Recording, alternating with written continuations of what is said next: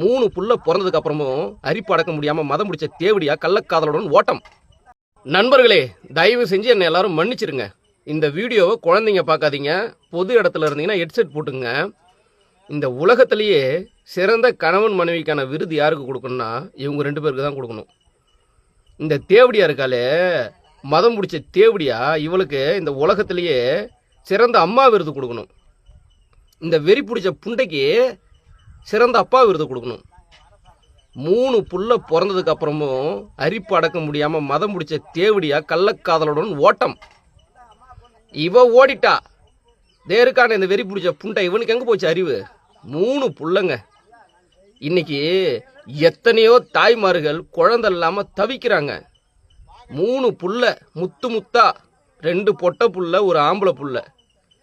பொண்டாட்டி ஊர்மேய போயிட்டானா அவளை தேடி பிடிச்சி வெட்டுறா. அவளை தேடி பிடிச்சி வெட்டு, அவளை பிடிச்சி கொல்லு. குழந்தைங்க என்னடா பாவம் பண்ணிச்சு? குழந்தைங்க கழுத்தை அறுத்து கொண்டு இருக்காங்க ஒரு அப்பங்காரம் பிள்ளைங்க கழுத்தை.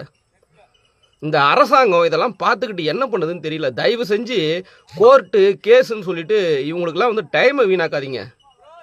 பொதுமக்களாக்கி எங்கள்கிட்ட கொடுத்துருங்க.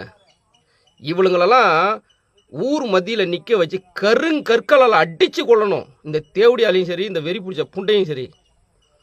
இவங்கெல்லாம் என்ன மயத்துக்கு கல்யாணம் பண்ணி பிள்ளைய பெற்று இவனுங்க மாதிரி ஆளெல்லாம் கல்லால் அடித்து கொள்ளணுங்க.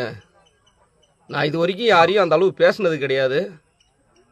வேவுது, நினைக்க பதறுது. இவன் என் கையில் மாட்டினானா என்ன நடக்குன்னே தெரியாது. அந்த அளவு பதறுது அந்த பிள்ளைங்க மூஞ்ச பார்க்க. நான் தப்பாக பேசியிருந்தா என்னை மன்னிச்சிருங்க. எனக்கு ஆதங்கம், என்னால் அடக்க முடியல. அதுக்காக தான் அந்த பதிவு.